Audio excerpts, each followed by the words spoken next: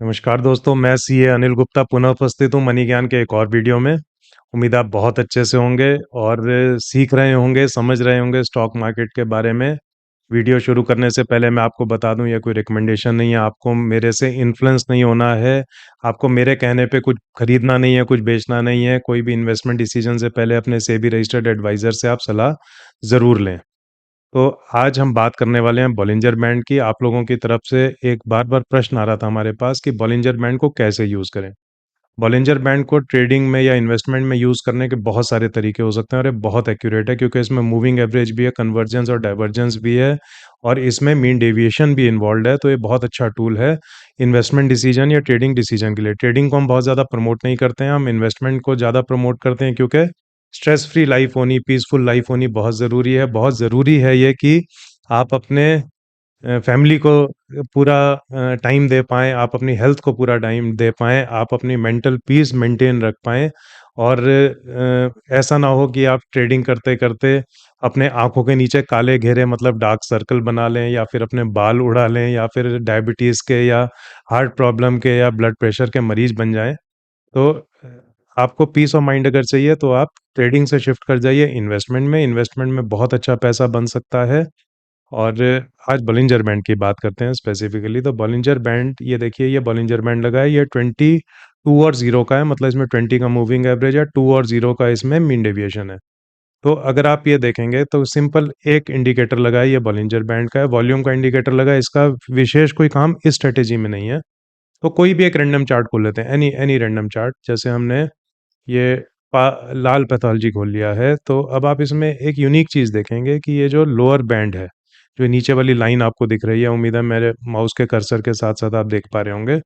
तो इस वाली लाइन पे जब भी बॉलिंजर बैंड टच करके प्राइस ऊपर की तरफ मूव करने की कोशिश करता है, तो बहुत ज़्यादा संभावना होती है कि ये अपर बैंड को भी टच करेगा।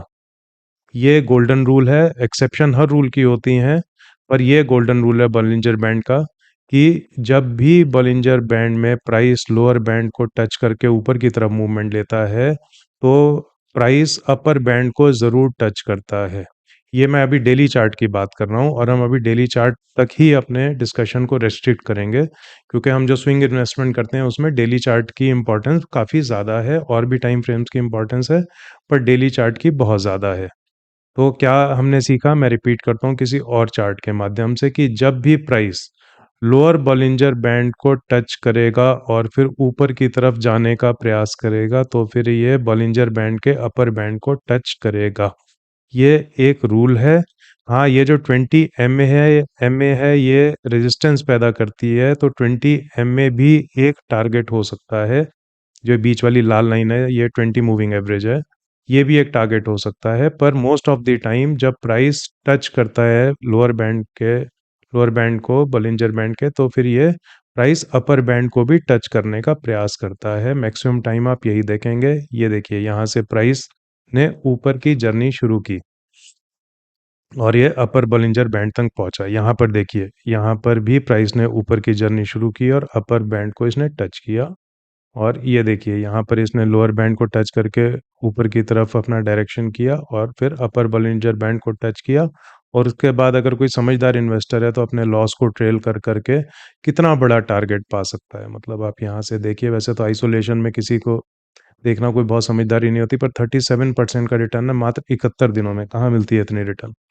तो आप इसको अगर प्रैक्टिस करेंगे, पेपर ट्रेड करेंगे, आप देखेंगे कि स्ट्रेटेजी कितनी कामयाब है। इसमें मैं आपको एक और विशेष बात बताना चाहूँगा कि ये ध्यान रखें कि यहाँ पर एक ग्रीन कैंडल बन जाए जब ये लोअर बैंड पे हो। ग्रीन कैंडल का मतलब है कि प्राइस ने अब ऊपर की यात्रा शुरू कर दी है और प्राइस क्लोज हो जाए, मतलब कैंडल ये ग्रीन में क्लोज हो जाए। ऐसा ना हो कि ड्यूरिंग द डे तो ये ग्रीन हो और उसके बाद फिर ये लाल हो जाए।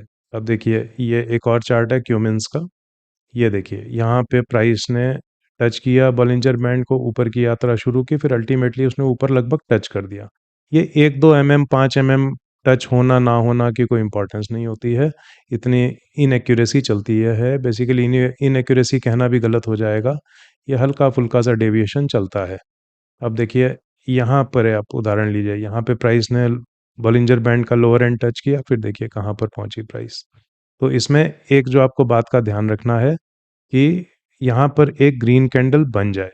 हम्म, तो ये ग्रीन कैंडल जब बनेगी तो फिर उसके बाद ही यहाँ पे ट्रेड लेना उचित रहेगा। आप कुछ दिन इसमें पेपर ट्रेड करके देखें, और इस स्ट्रेटेजी को रिफाइन कैसे करना है उसके ऊपर भी मैं प्रकाश डालूंगा। और आप सबको पता है कि संडे को हमारे फ्री मास्टर क्लास आ रही है, जिसमें हम आपसे 2 स्ट्रेटेजी शेयर करने वाले हैं और अपने व्हाट्सएप ब्रॉडकास्ट की भी घोषणा करने वाले हैं। तो आप उसमें उपस्थित जरूर रहना।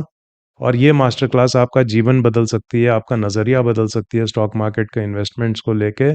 और आपके मन से ये डर भी निकल सकता है कि स्टॉक मार्केट जुआ है या फिर स्टॉक मार्केट में पैसा खराब हो जाता है, ये डर भी निकल सकता है। अब देखिए अगला एग्जाम्पल देख लेते हैं मन्नापुरम का।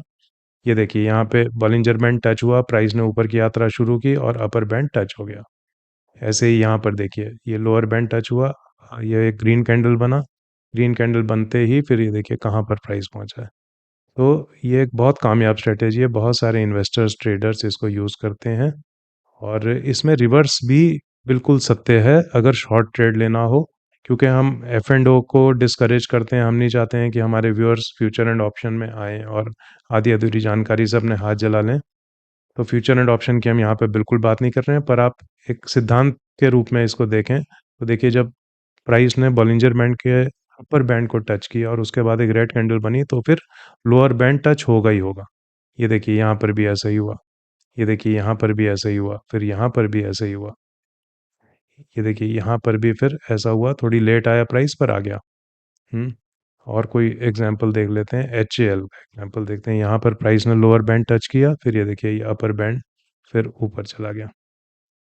तो आज हम बात कर रहे हैं 13 दिसंबर को। 13 दिसंबर को मार्केट में थोड़ा सा पैनिक है। मार्केट बहुत ज़्यादा अच्छी नहीं है। मिड कैप लोअर कैप आप देखिए सब ये रेड में है ज़्यादातर, और पीएसयूज की काफ़ी पिटाई हुई है आज। पर ये चलता रहता है, इससे पैनिक होने की ज़रूरत नहीं है। ऐसे दिन नहीं होते हैं कि जब से सारे शेयर ऊपर जाएं या सारे शेयर नीचे जाएं। और कभी कभी मार्केट का मूड ऑफ होता है। मार्केट एक गर्लफ्रेंड की तरह होती है, पता नहीं चलता इसका मूड कैसा रहेगा, क्या होगा, किस तरफ से मार्केट मूव करेगी, बिल्कुल भी कह पाना मुश्किल होता है। तो ये चलता है, ये इन्वेस्टमेंट का एक अभिन्न अंग है। हाँ, ट्रेडर्स के लिए ये पोजीशन बड़ी पैनिक होने वाली हो जाती है, पर हम जैसे इन्वेस्टर्स के लिए इस पोजीशन का कोई फ़र्क नहीं पड़ता है। प्राइस का नेचर है ऊपर या नीचे जाना। कभी भी ऐसा नहीं होता है कि आप कोई शेयर खरीदें और उसकी प्राइस केवल एक तरफ़ा ऊपर ही ऊपर जाती रहे। ये पॉसिबल नहीं होता है। ये तो केवल फ़िल्मों में या तो पॉसिबल है, या फिर ये अगर कोई ऐसा कह रहा है कि उसके लेने के बाद प्राइस ऊपर ही ऊपर जाती है, तो वो झूठ कह रहा है। तो ये बड़ा सिंपल सी फ़िलॉसफ़ी है। तो ऑल दी वेरी बेस्ट। आप इन्वेस्टमेंट जारी रखिए।